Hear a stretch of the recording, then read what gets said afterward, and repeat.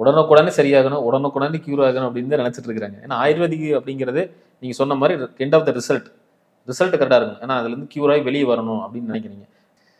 இல்ல அதுல பேசிக்கலி இப்போ ஸ்பீடுன்னு சொல்றது இல்ல, அதுல ஒரு சின்ன எக்ஸாம்பிள் சொல்ல. இப்ப இந்த விவசாயம் பண்ணோட கால் எல்லாம் நல்லா இப்ப வளைஞ்சிருக்கு, நீங்க பாத்துருக்கல. அவங்கள ஏதாவது இப்ப இந்த மாதிரி ஒரு வலி வரும்போ ஒரு பக்கத்துல போய் மெடிசன் வாங்கும். அந்த மெடிசன் ஆக்சுவலி வலின்னு என்ன, வலின்னு சொல்றது நம்மட பாடி சொல்றதுதான் அங்க ஒரு பிரச்சனை இருக்கு, அந்த பிரச்சனையை சரி பண்ணுங்க, சரி பண்ண வரைக்கும் அதுன்னு அசைக்காம வைங்கன்னு பாடியோட இண்டிகேஷன் தான் வலி. அசைக்காம இருக்கிறது. ஆனா அசைச்சா வீண்டு அங்க இருந்தா பிரச்சனை அதிகமாயிடும். புரியுது இல்ல? அப்ப ஆக்சுவலி வலி நமக்கு நல்லதுதான்.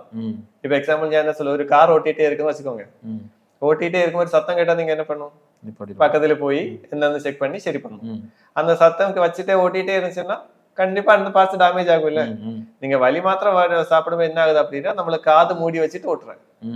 இப்ப காது மூடி வச்சதுனால சத்தம் கேட்காது, பட் உள்ள என்ன டேமேஜ் ஆகிட்டே இருக்கும் இதே மாதிரி.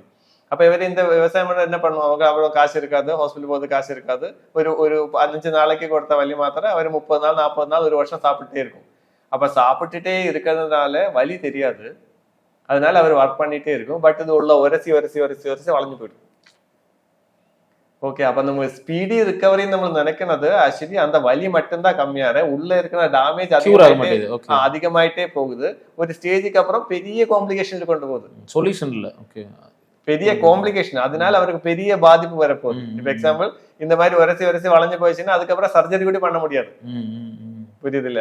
அது இன்னொரு ப்ராப்ளத்தை புதுசா ஒரு ப்ராப்ளத்தை உருவாக்குது. இப்ப எக்ஸாம்பிள் சொன்னா இப்ப நம்ம அசிடிட்டி, இப்ப நிறைய பேர் சாப்பிட்டு ஆன்டாசிட் சாப்பிட்டு ஓட்டிட்டே இருக்கும். சோ ஓட்டி என்ன ஆகும், ஃபர்ஸ்ட் அசிடிட்டி வரும், அதுக்கப்புறம் நம்மள இது வரும், கான்ஸ்டிபேஷன் வரும், மோஷன் போது கஷ்டமாகும், மோஷன் போது எரிச்சல் இருக்கும், அதுக்கப்புறம் பைல்ஸ் வரும், பைல்ஸுக்கு சர்ஜரி பண்ணும். இந்த மாதிரி தொட்ட ஒவ்வொரு பிரச்சனையா ஹாஸ்பிட்டல் அலைஞ்சிட்டே இருக்கும்.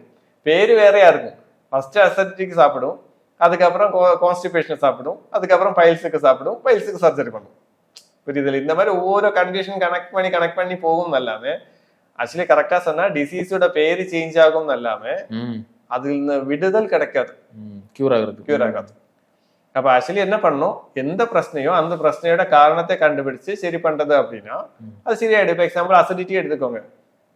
அசிடிட்டி வர்ற டைம்ல மேபி அவரு நைட் ஷிஃப்ட் பண்ணும், தூக்கம் இல்லாதனால தான் அசிடிட்டி வரும். அசிடிட்டியோட இதுனை சரி பண்ணிட்டு அதுக்குள்ள ப்ராப்பர் மெடிசன் எடுத்துட்டு அந்த தூக்கம் மூடி கரெக்ட் பண்ணி அப்படின்னா அது அப்படியே கிளியர் ஆயிடுச்சு. அது கனெக்ட் பண்ணி அடுத்த டிசீஸ் வர மாட்டேன். ஆயுர்வேதோட மெத்தடாலஜி அப்படிதான். சிறப்புங்கய்யா. ஐயா அது கேட்டிருந்தேன் இல்லைங்களா, அந்த டயபிட்டிஸ் சமயத்தில் நிறைய பேருக்கு சின்ன சின்ன குழந்தைகளுக்குலாம் வருது. இதுக்கு காரணம் என்ன, ஃபுட்டா இல்ல வந்து அவங்களோட வாழ்வாதாரங்கள் பிரச்சனை இருக்கா, அது என்ன நினைக்கிறீங்க? இல்ல இன்னைக்கு நிறைய பேர் பாதிக்கப்படுற விஷயம் தான் டயபெட்டிஸ். ஆக்சுவலி டயபெட்டிஸ்க்கு basic reason lack of exercise தான். நம்மள பிசிக்கல் ஆக்டிவிட்டி ரொம்ப கம்மியா இருக்கு, அதுதான் இதனோட பேசிக் காரணம். ஆயுர்வேதத்தில் ஆனாலும் டயபெட்டிஸ் செகண்ட் ஸ்டேஜ் தேர்ட் ஸ்டேஜ்னு சொல்றது நம்ம முன்னாடி சொன்ன மாதிரி அது ஒரு யாப்பிய வியாதி அப்படின்னா 100% சரி பண்ண முடியாது. அது ஆக்சுவலி அப்படி மெடிசின் சாப்பிட்டு மேனேஜ் பண்ணிட்டே இருக்கணும். பட் இன்னைக்கு என்ன விஷயம்னா, இன்னைக்கு நம்மளோட இப்ப இருக்கிற நார்மல் ஸ்டேஜ்ல நம்மள மெடிசின் சாப்பிட்டு இதெல்லாம் சுகர் பிளட் லெவல் கண்ட்ரோல் பண்ணி வச்சாலும் இதோட காம்ப்ளிகேஷன்ஸ் எல்லாமே வந்துட்டு இருக்கு. இப்ப எக்ஸாம்பிள் சொன்னா டயபெட்டிக் நியூரோபதி காலில் தொட்டா தெரியாம இருக்கும். ரெட்டினோபதி ஒரு 5 வருஷம் டயபெட்டிஸ்னா கண்ணின் எஃபெக்ட் பண்ணும். ஆக்சுவலி டயபெட்டிஸ்க்கு 2 டைப் ஆஃப் காம்ப்ளிகேஷன் இருக்கு, மைக்ரோவாஸ்குலர்னு மேக்ரோவாஸ்குலர்னு சொல்லுவோம். மைக்ரோவாஸ்குலர்னா சின்ன சின்ன பிளட் வெசல்ஸ் எஃபெக்ட் பண்ணி ப்ராப்ளம் வரும், அதாவது ரெட்டினோபதி நெஃப்ரோபதி இந்த மாதிரி எல்லாம் சொல்லுவோம். பெரிய பிளட் வெசல் எஃபெக்ட் பண்ணி ஹார்ட் அட்டாக் ஸ்ட்ரோக் இந்த மாதிரி பிரச்சனை எல்லாமே வரும். இன்னைக்கு ஒரு 10 வருஷம் 15 வருஷம் டயபெட்டிஸ் இருக்கு அப்படின்னா இல்ல, இன்னைக்கு 8 வருஷத்துல இருந்தே இதெல்லாம் ஆரம்பிக்குது. அப்ப லைஃப் குவாலிட்டி, ஒருத்தரோட லைஃப் குவாலிட்டி ஆக்சுவலி 60% கீழே கம்மியாகுது. அங்கதான் ஆயுர்வேதோட இம்பார்ட்டன்ஸ். ஆயுர்வேதம் இது யாப்பியமானு சொல்லாலும் இதோட காம்ப்ளிகேஷன்ஸ் எல்லாமே வராம ஹெல்ப் பண்ணும். இனி டயபெட்டிஸ் வந்து ஒரு ப்ரீ டயபெட்டிஸ் கண்டிஷனோ ஃபர்ஸ்ட் ஸ்டேஜ் ஆஃப் டயபெட்டிஸ்ல அப்படி இருக்கு அப்படின்னா நமக்கு 100% சரி பண்ணவும் முடியும். அது கரெக்டா சொல்லணும்னா டயபெட்டிஸோட பேத்தாலஜி சொல்லணும்.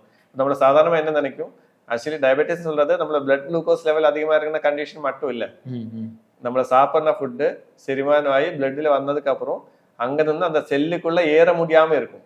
இந்த செல்லுக்குள்ள ஏற முடியாம இருக்கிற கண்டிஷன் தான் டயபெட்டிஸ். அப்ப ஆக்சுவலி அந்த பிரச்சனை செல்லிலும் இருக்கு, நம்ம இன்சுலின் ரெசிஸ்டன்ஸ் எல்லாம் சொல்லும். இதுனே கூட கன்சிடர் பண்ணியா மட்டும்தான் இது நமக்கு பெர்மனண்டா கியூர் பண்ண முடியும். இதுக்கு ஜெனட்டிக் ஒரு காரணமா? உண்மையில் சொன்னா அது ஜெனட்டிக் ஒரு காரணம் அல்லன்னு சொல்லுவோம். இப்ப அப்பாவுக்கும் அம்மாவுக்கும் டயபெட்டிஸ் இருக்கு அப்படின்னா பையன் டயபெட்டிஸ் எடுத்துக்கலாம் சான்சஸ் கம்பேரிட்டிவ் அதிகம் தான். அதுக்கு காரணம் அப்பாவும் அம்மாவும் எந்த மாதிரி ஃபுட் பேட்டர்ன் ஃபாலோ பண்றதோ, அவர் எந்த மாதிரி பழக்கங்கள் பண்றதோ அதுதான் பையனும் பண்ணும். அதனால வர்றதுக்கு சான்ஸ் ரொம்ப அதிகம். இனி ஜெனடிக் இல்லையான்னு கேட்டா இருக்கு, ஒரு 0.0001% எல்லாம் இருக்கு. பட் பேசிக் அதெல்லாம் காரணம். இப்ப அந்த பையன் அங்க இருந்து போய் ஏதாவது ஆர்மியிலோ இல்ல நல்ல பிசிக்கலி ஆக்டிவா இருக்குன்னு எங்கேயாவது போயிடுச்சு அப்படின்னா அந்த மாதிரி வராது. அப்ப எப்படி ஜெனடிக்னு சொல்ல முடியும்? பிசிக்கலா இல்லாம இருக்கிறனால மேபி வரக்கான வாய்ப்புகள் பாசிபிலிட்டி அதிகமா இருக்கு. அப்படி இல்ல. ஆக்சுவலி இன்னைக்கு வர டயபெட்டிஸ்ல பேசிக் ரெண்டே காரணம் தான். ஒன்னு லேக் ஆஃப் பிசிக்கல் ஆக்டிவிட்டி, நம்மள சாப்பிடுற அளவுக்கு எல்லாம் வேலை பண்ணல. ரெண்டு மென்டல் டென்ஷன், ஸ்ட்ரெஸ். இது ரெண்டும் தான் இன்னைக்கு இருக்கிற டயபெட்டிஸோட 99% டயபெட்டிஸ் இதுதான் காரணம். அப்ப ஆயுர்வேதிக் மூலியமா அதை குணப்படுத்துறதுக்கு வாய்ப்பு பாசிபிள் இருக்கு. டயபெட்டிஸ் வந்ததுக்கு அப்புறம் 100% டயபெட்டிஸா சேஞ்ச் ஆகி நம்மளோட பேங்க்ரியாஸோட செல்ஸ் எல்லாமே போயிடுச்சு அப்படின்னா இது 100% ரிகவரி கொண்டு வர முடியாது. அது ஆயுர்வேதம் யூஸ் பண்ணாலும் முடியாது.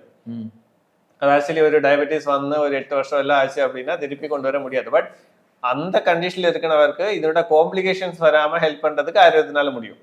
Okay okay. இனி அப்படி இல்ல, நான் ப்ரீ டயபெட்டிஸ் கண்டிஷன்ல இருக்கு, இப்ப இதான் செக் பண்ண மாதிரி தெரிஞ்சு அப்படின்னா 100% ஆயுர்வேதனால சரி பண்ண முடியும். ஏன்னா அந்த டைம்ல நம்ம பீட்டா செல்ஸ் ஃபுல்லா சத்து போயிருக்காது. இப்ப இடையில சொல்லுவாங்க ரிவர்ஸ் பண்ணலாம், ரிவர்ஸ் பண்ண முடியும் அப்படிங்கிறாங்க, அதெல்லாம் எப்படி பாக்குறீங்க? இல்ல அதுதான், அது ஆக்சுவலி ரிவர்ஸ் தான், கியூர் அல்ல. ஓகே ஓகே, புரியுது இல்ல? ரிவர்ஸ் பண்ண முடியும், 100% பண்ண முடியும், ஆயுர்வேதத்திலயும் பண்ண முடியும். அது ஆக்சுவலி அவர் என்ன பண்ணும், அவரோட ஃபுட் பேட்டர்ன் சேஞ்ச் பண்ணும், அவரோட எக்ஸசைஸ், அதுக்குள்ள எக்ஸசைஸ் சொல்லி கொடுக்கும். அது ஆக்சுவலி முன்னாடி சொன்னதா, ஆயுர்வேதத்துல எந்த ஒரு டிசீஸ்னை கன்சிடர் பண்ணியாலும் அதுல ஆகாரம் விஹாரம்னு சொல்லி இருக்கு. ஆகாரம் அப்படின்னா அவர் சாப்பிட்ற ஃபுட்டு, விஹாரம்னா அவரோட ஆக்டிவிட்டி. இது ரெண்டுக்கும் இம்பார்ட்டன்ஸ் இருக்கு. ஸோ இது ரெண்டையும் கன்சிடர் பண்ணி இப்ப எந்த ஒரு ட்ரீட்மெண்ட் பண்ணியாலும், ஈவன் சின்ன தலைவலியா வந்தாலும் இது ரெண்டும் கன்சிடர் பண்ணி அதுக்குள்ள சேஞ்சஸ் நம்மளுக்கு கண்டிப்பா அட்வைஸ் பண்ணும். அதனால டயபெட்டிஸும் நமக்கு சரி பண்ண முடியும். எந்த மாதிரி கண்டிஷன்ல பேஷண்ட் வருதுன்னு தான் இம்பார்ட்டன்ஸ். இப்ப ஒரு காயம் இருக்கு, இந்த காயம் இன்னைக்கு வந்துச்சு அப்படின்னா சீக்கிரம் சரி பண்ணிக்கலாம். 10 நாள் கழிச்சுன்னா கஷ்டம், ஒரு வருஷம் கழிச்சுன்னா ரொம்ப கஷ்டம் தானே. இதே மாதிரி எல்லா டிசீஸுக்கும் ஒரு அவஸ்தா, ஸ்டேஜஸ் ஆஃப் டிசீஸ்ன்னு சொல்லி இருக்கு. அந்த ஸ்டேஜஸ் ஆஃப் டிசீஸ்னை பொறுத்த வரைக்கும் இதுல நமக்கு சீக்கிரம் சரி பண்ண முடியுமா இல்ல ரிலேட் ஆகுமா எல்லாமே நமக்கு டிசைட் பண்ணும்.